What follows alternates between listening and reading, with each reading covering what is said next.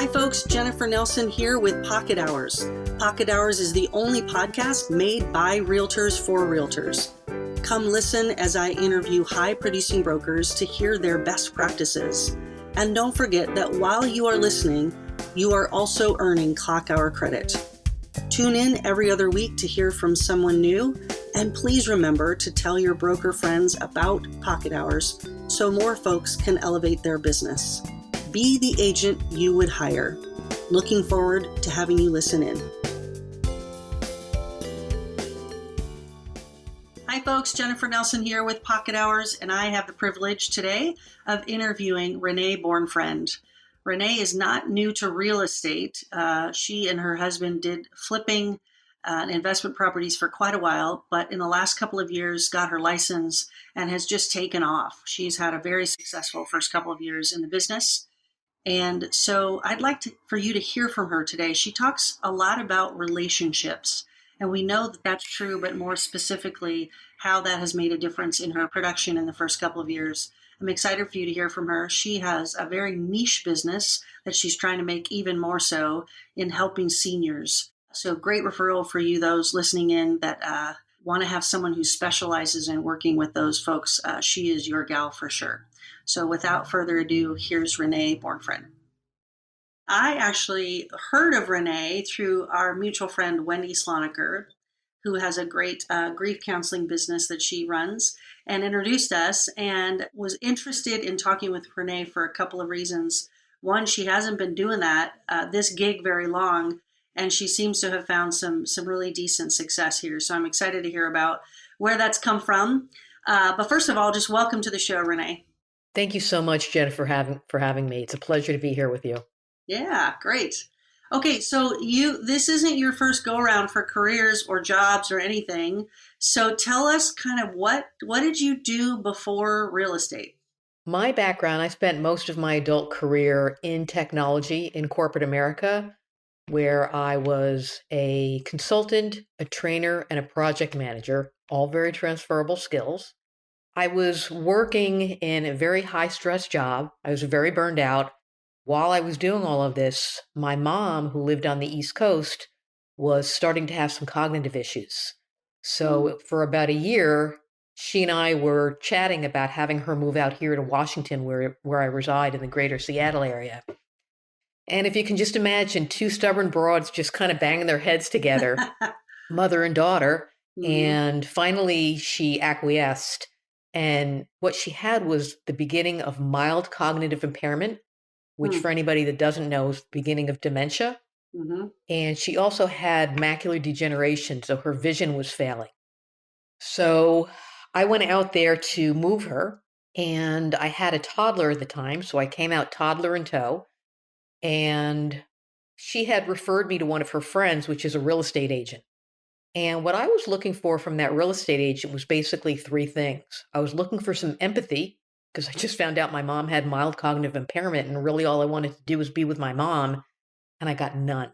Secondly, I was looking for some resources, because I had to figure out what to do with all of her stuff, because moving it all across country made no sense. So she had electronics and books and clothes and furniture and cars, and I had to figure out what to do with all that stuff.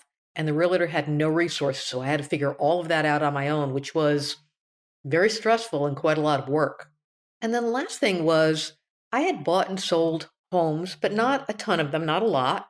And I just wanted her to hold my hand and kind of walk me through the process and set my expectations as to what was going to come next. And I got none of that. She was very transactional. And to her credit, she sold the house. She did her job. She sold the house. But it was not lucrative, and it was not fun, and I was left feeling very frustrated. So we wound up moving my mom here, and I had her first in an independent living community. Then as she needed more care, we bumped her up to assisted living. And then as she needed more care, we put her into adult family homes until she passed. Okay. So I stayed at my corporate job, and I was really, I don't know about frustrated, but I was really burnt out, and I really was looking to leave and figure out what my exit strategy was.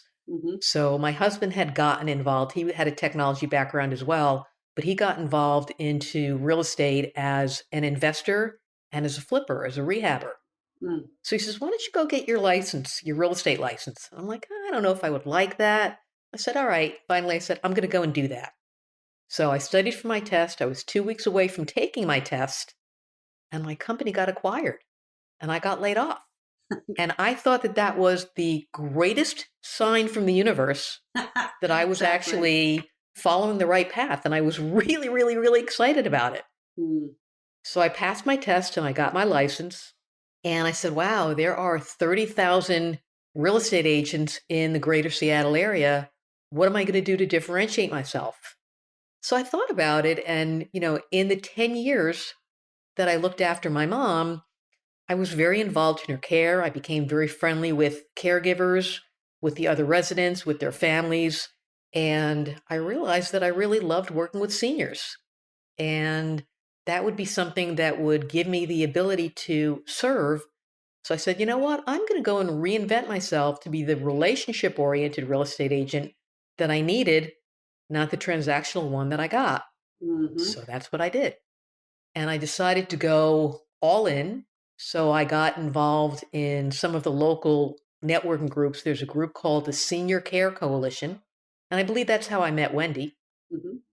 And it's a group of people that provide for seniors. So it's community managers, it's placement, senior referral agents, home health care, financial people, legal people, anybody that has anything to do whatsoever with seniors. And I did that for about a year, network, and had some great relationships. And then I said, you know what? You really need to go all in. So I joined the board.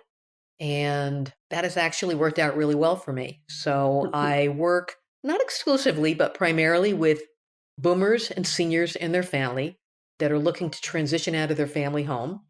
And I got a senior real estate specialist designation, an SRES, which just helps me, know how to talk to and work with seniors and all the different issues that they have. Hmm. And while everybody says I know a real estate agent or three or four, um, in my personal opinion and my professional opinion, working with seniors is really different. And you just need to really have a different level of patience and have resources and, just be able to work with somebody that has been in their home for 20, 30, 40 years. Yep. It's a big deal. It's a big deal Yep. to move them out. Big transition for It sure. really is. I recently had the privilege of helping a woman over on the east side who had lived in her Newcastle home for, I believe, 40 years. And her son and his wife were moving to Portugal to retire because they had read a really great article in the New York Times about Portugal being a wonderful and inexpensive place to retire. So they were taking her with them so they could all kind of co live over there more cheaply. And I remember the first time I met them, he was there. And of course, she was there in her home. And I walked through the home with her, and she was sharing with me some of the things that had happened in the home and this, that, and the other. And then he starts talking about the transaction, right? Because in his mind, this was about selling his mom's house and getting to Portugal, right? That's his focus. And I remember hearing him talking, but sort of like that Charlie Brown, wah, wah, wah, wah, like it started to, started to fade away because what I was looking at was her. And here she was going through the process of letting go of 40 years in a community and in a home and everything being where she knew it was and raising kids there. And I remember saying, I'm sorry, I'm going to have to cut you off for a minute to the son and looking at her and saying, how you doing? And she burst into tears and began to say, this is really hard.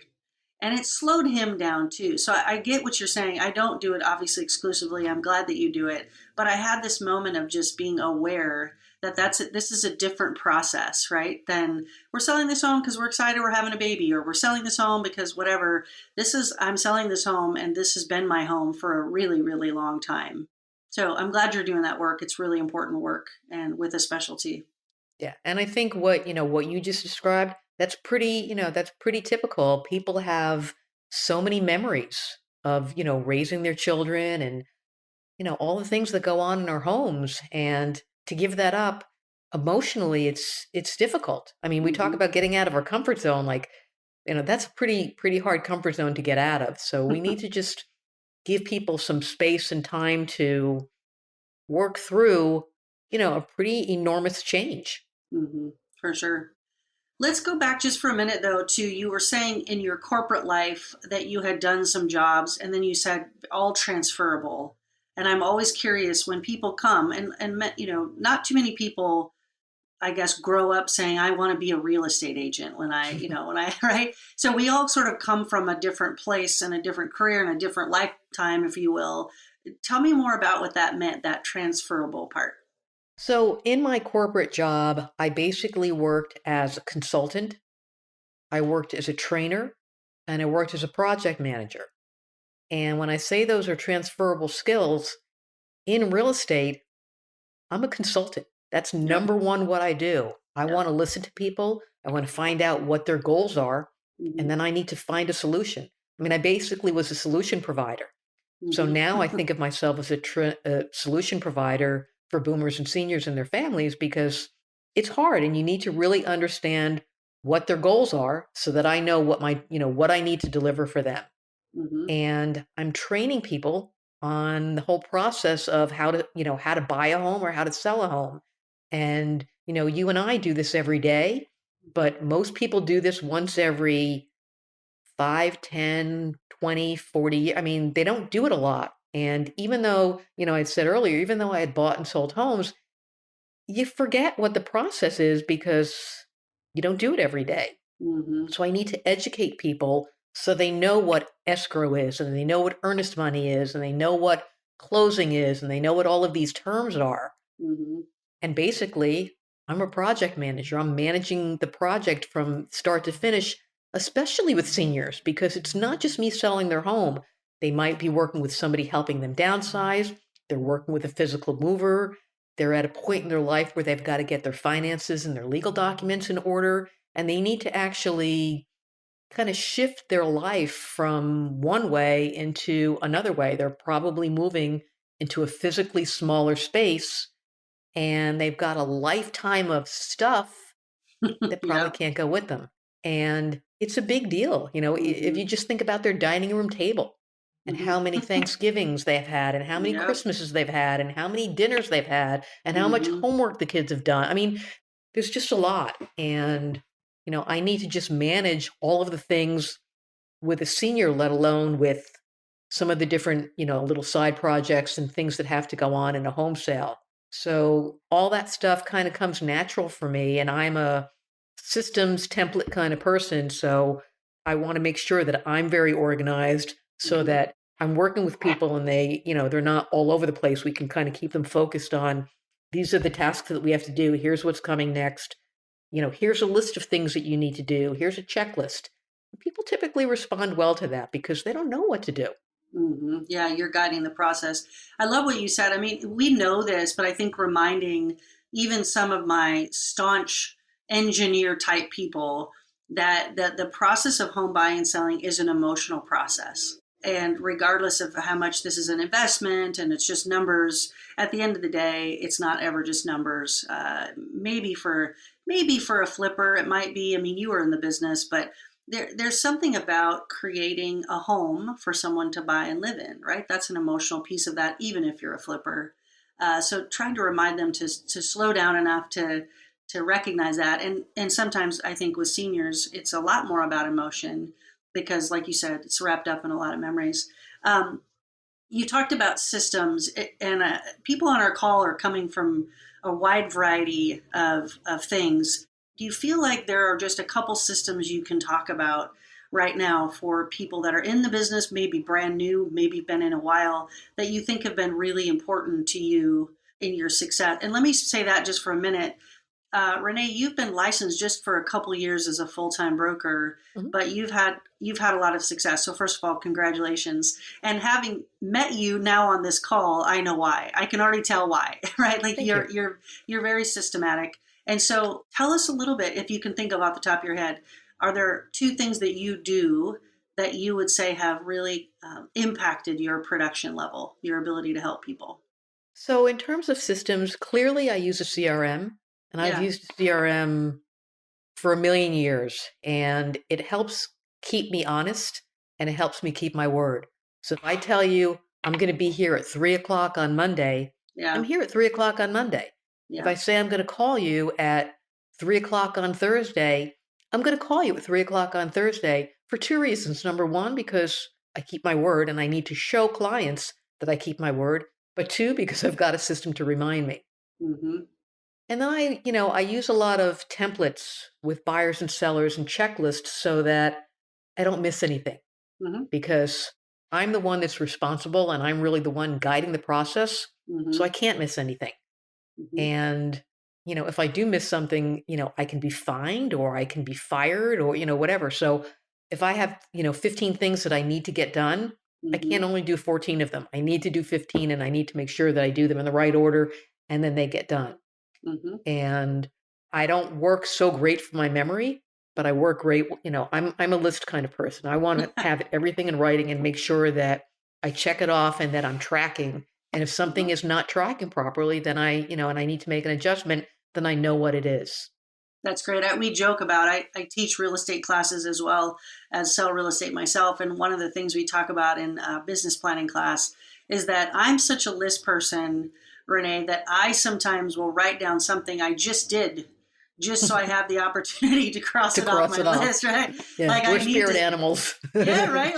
Like I need to see it in writing Yeah, in front of me, and I'm old school. I can put something in my calendar on my phone, okay, but I actually need to also see it in the notebook that I live by. I carry this notebook everywhere I go.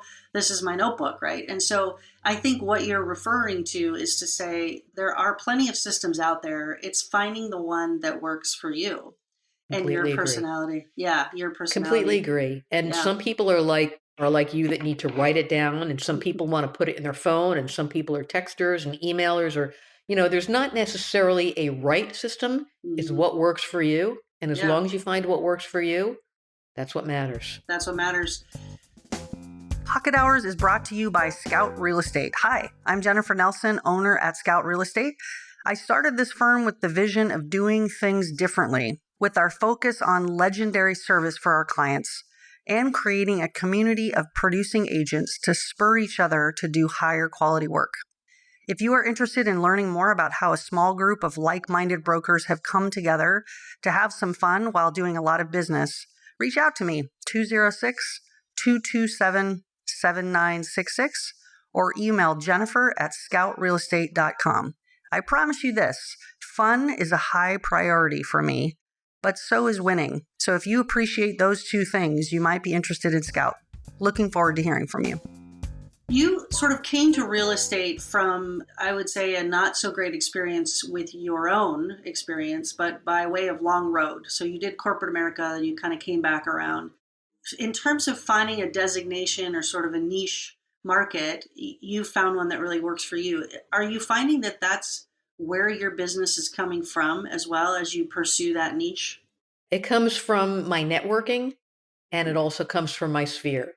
So, in a perfect world, if it was up to me, I would only work with seniors and their families. Mm-hmm. But if my neighbor across the street says, "Can you help me sell my house?"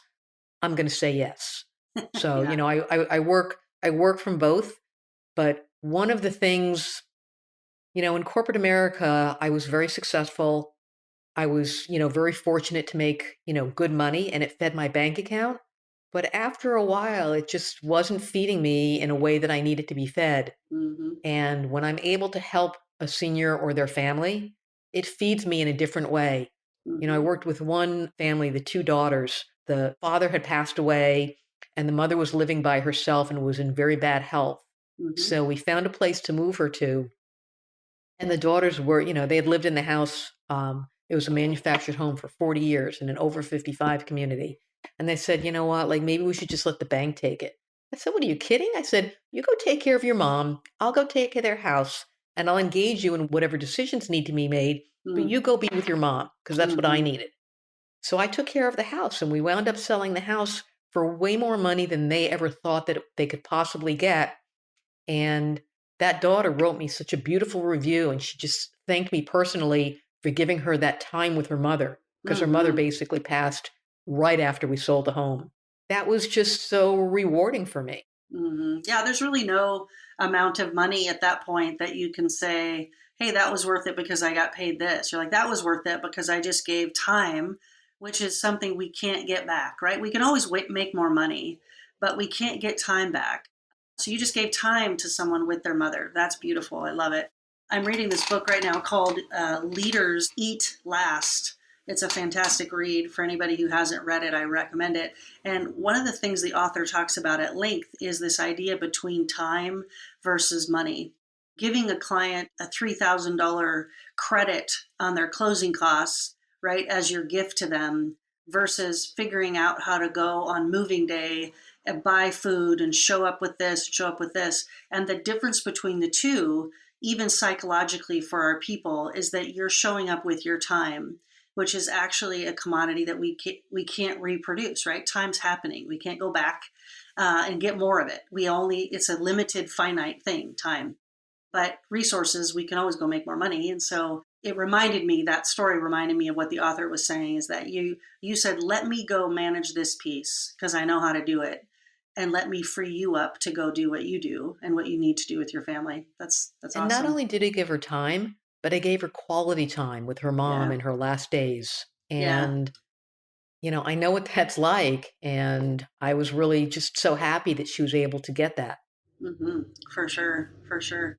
Okay, so besides your niche market, and of course, as you continue to do it, since you've only been in a couple years, I'm sure that in a couple more years you will be someone who really exclusively works with seniors, which is awesome. Is there anything else you can think of that helped you get as many transactions as you did in a couple years that you could point to? So again, we have people on this call that are going to be, I just got my license. We have people on this call that are 25 years in to the real estate business and everywhere in between. So the idea behind each of these interviews is to try to get the producer, in this case you, Renee, to talk about some of your best practices, to have some of them sink in, right? Because there's some people on the call that will relate to what you're saying, and then they won't relate to what somebody else, another interview, has to say, right? So can you think of anything that you can point to? There's a lot of things in real estate that, that you can do to be successful, and they all work.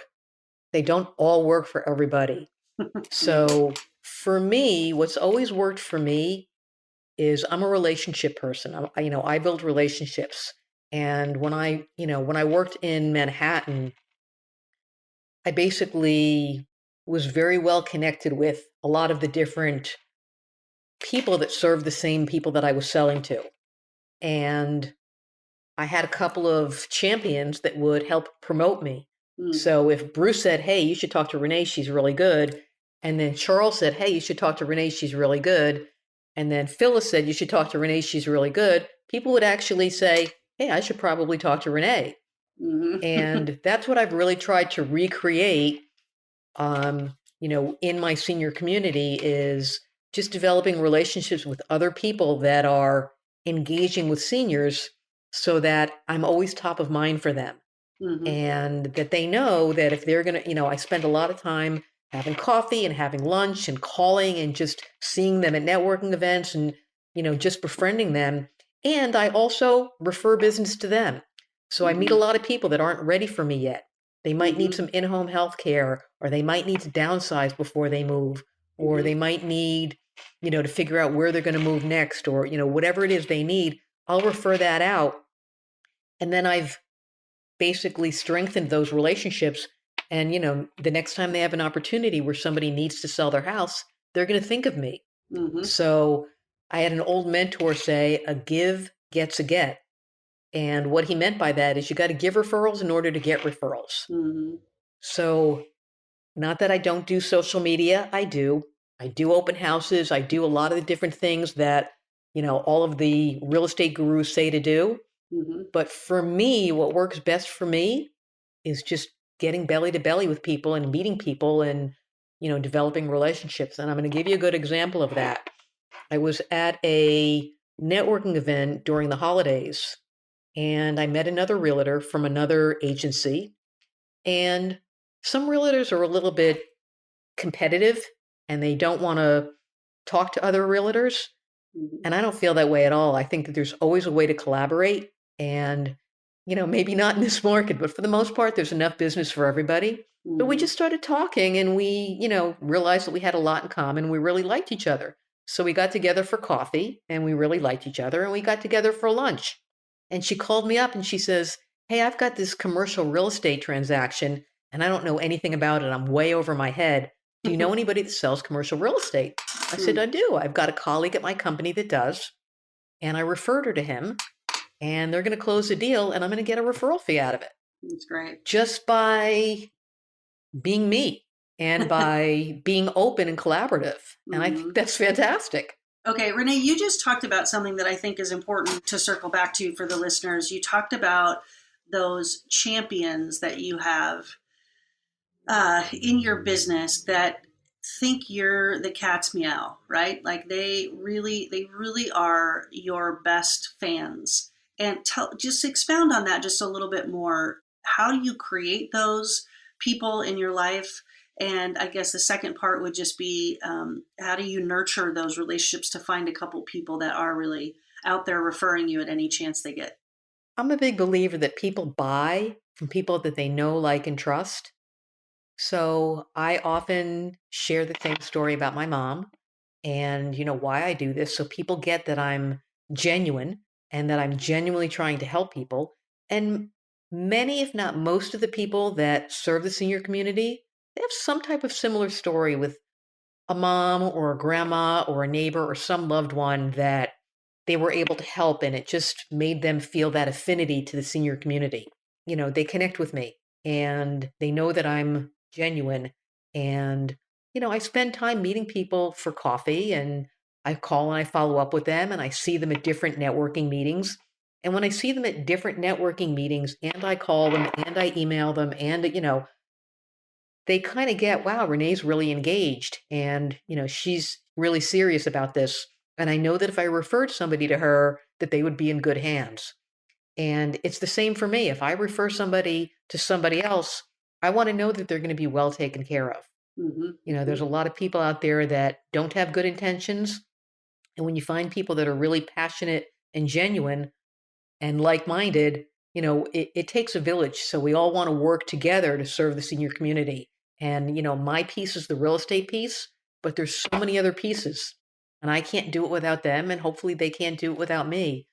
We all find a common goal. And anytime you can get any type of champion in any kind of business, it really, and then if and when they do refer, I can't legally send them money, but I can send them a gift card or I can send them a gift or I can, just do something that, really makes them feel like they did something good so that they'll Hmm. want to do it again. Absolutely. Yeah, reward that behavior, right? Over and over again. Completely. It's interesting. I've been doing this for 20 years, and I will say, and I want to, I guess, say this for the listeners, is that every person that you help in real estate is not going to become your champion, right? That's an unfair expectation. So, when you found one of those because that feels different, right? All this, it's a love fest, right? This goes back and forth where you really connect with someone, that's happening, a client, and they connect with you. They see you, you see each other, you sort of understand each other's intentions, and there's this love fest that happens. You say, okay, those are my people, and they can't wait to refer you to other people like them. And that's what we want to happen, right? Because there's a love fest. We're like, hey, how many times can we repeat this with different faces of people, but the same sort of love fest is happening. So I guess I just want to say out loud, don't have the expectation that every one of your clients is going to connect with you on the same level. They're not. Some of them in my life, I've sold a house to 10 years ago, and even though I've kept in contact with them, I don't hear from them but once a year when they come pick up a pie at my annual pie party. That's it. That's the extent of our correspondence, and that's fine. And if and when they ever need real estate help again, I'm fairly certain they'll call me, but they're not my champions, right? The champions are the people that say, oh my gosh, Renee or Jennfer, she's the best realtor I've ever met, and I'm going to refer her as much as I can. They're looking for ways to refer you, right? And I think you just made a really good point, Renee, to say, take care of them.